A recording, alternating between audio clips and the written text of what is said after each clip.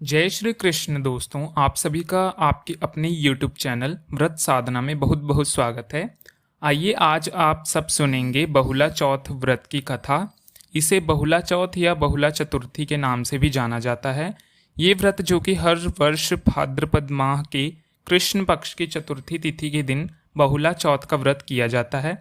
इस दिन विशेष प्रकार से गौ का पूजन किया जाता है, गौ माता की उपासना की जाती है, साथ में उसके बछड़े की भी पूजा की जाती है। इस दिन भगवान श्री कृष्ण का पूजन किया जाता है और ये चतुर्थी का दिन होता है। इस दिन जो संकष्टी गणेश चतुर्थी का व्रत भी रखा जाता है और जो इस दिन संकष्टी गणेश चतुर्थी का व्रत रखते हैं तो गणेश जी उनसे बहुत प्रसन्न होते हैं। जो भी बहुला चौथ के दिन सच्ची श्रद्धा से गौ माता और उनके बछड़े का पूजन करता है उनके ऊपर भगवान श्री कृष्ण की कृपा सदैव बनी रहती है। भगवान श्री कृष्ण गौ माता की कृपा से उस संतान लाभ की प्राप्ति होती है तथा व्यक्ति को कभी भी किसी प्रकार की सुख समृद्धि और धन की हानि नहीं होती। बहुला चौथ के व्रत के दिन इस दिन व्रत किया जाता है और इस दिन सुबह उठकर नित्य कार्यों से निवृत्त होकर के गंगा नदी में या घर के नहाने में थोड़ा सा गंगा जल मिलाकर स्नान करना चाहिए। शुद्ध वस्त्र धारण करना चाहिए और इस दिन अपने घर की तरफ चारों तरफ साफ सफाई करके घर को अच्छे से गोबर से लीप लेना चाहिए और इस दिन गौ बसेरे का पूजन करना चाहिए। भगवान श्री कृष्ण का भगवान गणेश का पूजन करना चाहिए। इससे अनंत गुणा पुण्य फल की प्राप्ति होती है। इस दिन विशेष प्रकार से संध्या के समय में गौ माता और बछड़े का पूजन करना चाहिए। इस दिन व्रत जो खोला जाता है वह शाम को चंद्र उदय होने के बाद फिर व्रत खोला जाता है। इस दिन कई जगहों पर जो कि गौ और बछड़े की पूजा करते हैं जिनके पास होते हैं, यदि आपके आसपास गौ माता और उनके बछड़े नहीं हैं तो आप गौ माता की तस्वीर से भी पूजा कर सकते हैं। और यदि आपकी समर्थता है तो आप सोने व चांदी के भी गौ और बछड़े बनाकर उनकी पूजा कर सकते हैं। शाम को सूर्य अस्त के पश्चात इन गाय बसेरों की पूजा की जाती है जहाँ पर गायें रहती हैं। आप गौशाला में जाकर भी गायों की पूजा कर सकते हैं। साथ ही गणेश एवं श्री कृष्ण की पूजा की जाती है। कुछ लोग ज्वार एवं बाजरे से बनी हुई वस्तुओं का भोग चढ़ाते हैं, बाद में उसे ही प्रसाद के रूप में ग्रहण करते हैं। पूजा के बाद बहुला चौथ की कथा को शांति से सुनना चाहिए, इससे पुण्य फल की प्राप्ति होती है। इस दिन बहुत से जगहों पर खुले आसमान में बैठ करके तब गौ और बसेरे के लिए भोजन तैयार किया जाता है और खुद अपने लिए भी इस शुद्ध और सात्विक का पालन करते हुए भोग बनाया जाता है। गौ बसेरे का पूजन करना चाहिए। इस दिन तामसिक वस्तुओं का प्रयोग बिल्कुल भी नहीं करना चाहिए। इस दिन बहुत सी जगहों पर इस दिन उड़द दाल से बनने वाले वड़ों का सेवन किया जाता है जिसे बड़ा बोला जाता है। उस दिन उड़द दाल से बना भोग भी लगता है। औरतें इससे प्रसाद के रूप में ग्रहण करती हैं। इस दिन दूध और दूध से बनी हुई चाय, कॉफ़ी, मिठाइयाँ आदि बिल्कुल भी नहीं खाना चाहिए। कहते हैं जो ये व्रत रखते हैं उसे संकट से मुक्ति भी प्राप्त होती है, साथ ही उसे संतान लाभ की प्राप्ति होती है। इस व्रत में धन व ऐश्वर्य की प्राप्ति होती है। इस दिन अगर मिट्टी का गौ बछड़ा अगर बना रहे हैं तो पूजन करने के बाद गौ और बछड़े के जोड़े को नदी या तालाब में विसर्जित कर दिया जाता है। आइए सुनते हैं बहुला चौथ के व्रत की कथा। तो बोलिए प्रेम से गौ माता की जय। जय भगवान श्री कृष्ण की जय। पौराणिक कथा के अनुसार भगवान विष्णु जी जब श्री कृष्ण रूप में धरती पर अवतरित हुए थे तब उनकी बाल लीलाएं सभी देवी देवताओं को भाती थी। गोपियों के साथ उनकी रास लीला हो या माखन चोर कर खाना हो, वह इन सभी बातों से सबका मन मोह लेते थे। श्री कृष्ण जी लीलाओं को देखने के लिए कामधेनु जाति की गाय ने बहुला के रूप में नंदगांव की गौशाला में प्रवेश किया। श्री कृष्ण जिन्हें ये गाय बहुत ही पसंद आई, हमेशा उसके साथ ही समय बिताते थे। बहुला का एक बछड़ा भी था। जब बहुला चरने जाती थी तो वह उसको बहुत याद करता था।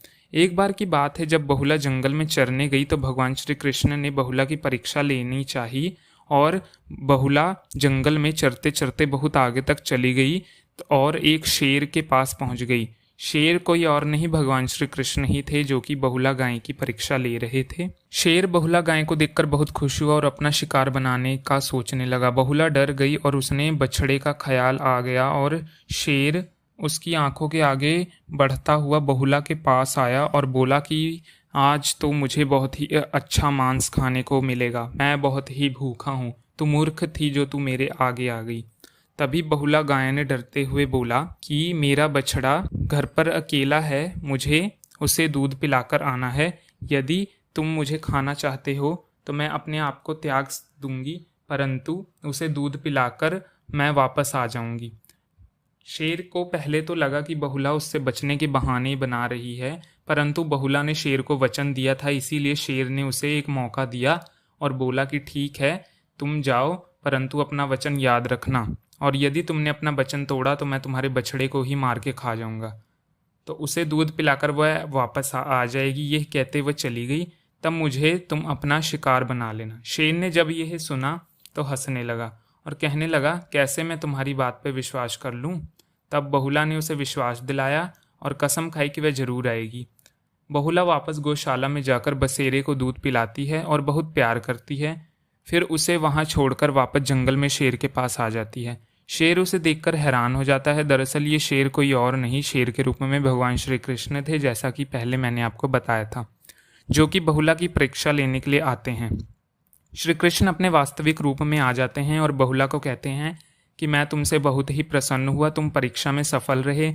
समस्त मानव जाति द्वारा भाद्रपद माह के कृष्ण पक्ष की चतुर्थी तिथि के दिन तुम्हारी पूजा अर्चना की जाएगी और समस्त जाति तुम्हें गौ माता कहकर संबोधित करेगी। श्री कृष्ण जी ने कहा कि जो भी ना व्रत रखेगा और ना ही पूजा करेगा, उसके घर में कभी भी सुख धन और संप्रदा नहीं होगी। और जो लोग तुम्हारा व्रत रखेंगे, पूजा आदि करके इस दिन व्रत कथा को धारण करेंगे, उनके घर में सुख समृद्धि धन ऐश्वर्य व संतान की प्राप्ति होगी। तो बोलिए प्रेम से भगवान श्री हरि विष्णु की जय। जय गौ माता, जय भगवान श्री कृष्ण, जय बहुला चतुर्थी। बहुला चतुर्थी के दिन चाहिए कि जो लोग बहुला चतुर्थी के दिन व्रत को रखते हैं, इस दिन दिन भर उपवास रखते हैं। व्रत को रखना चाहिए। संध्या के समय में गौ माता और बछड़े का पूजन करना चाहिए और फिर भगवान गणेश का पूजन करना चाहिए। जो भी संकष्टी गणेश चतुर्थी का इस दिन व्रत रखते हैं, उन्हें भगवान गणेश का पूरे विधि विधान के साथ पूजन करना चाहिए और फिर चंद्र उदय होने के बाद चंद्रमा को अर्घ्य देना चाहिए। अर्घ्य देने के बाद ही इस व्रत को पूर्ण माना जाता है। इस दिन संकष्टी गणेश चतुर्थी का व्रत किया जाता है। किसी भी प्रकार के व्रतों के नियम का पालन करना चाहिए। इस दिन शुद्ध और सात्विकता का पालन करते हुए इस दिन व्रत रखना चाहिए और भगवान का नाम हमेशा स्मरण करना चाहिए। इस दिन तामसिक वस्तुओं का त्याग करना चाहिए। इस दिन मांस, मदिरा, लहसुन, प्याज आदि का सेवन बिल्कुल नहीं करना चाहिए। व्रत वाले दिन किसी के ऊपर क्रोध नहीं करना चाहिए। अपने मन में किसी के प्रति ईर्ष्या या दोष का भाव नहीं लेना चाहिए।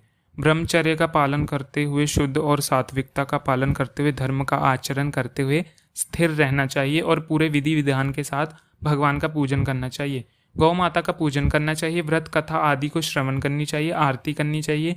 इससे अनंत गुना पुण्य फल की प्राप्ति होती है। आशा करता हूँ कि ये जानकारी आपको अच्छी लगी हो। तो ऐसे ही ज्ञानवर्धक जानकारियाँ प्राप्त करने के लिए हमारे चैनल पर, अगर आप नए आए हैं तो चैनल पर सब्सक्राइब बटन को दबाकर घंटी का आइकन जरूर दबाएं। मेरी वीडियो की नोटिफिकेशन आपको समय से मिलती रहे और वीडियो को एक लाइक जरूर करें। जय गौ माता।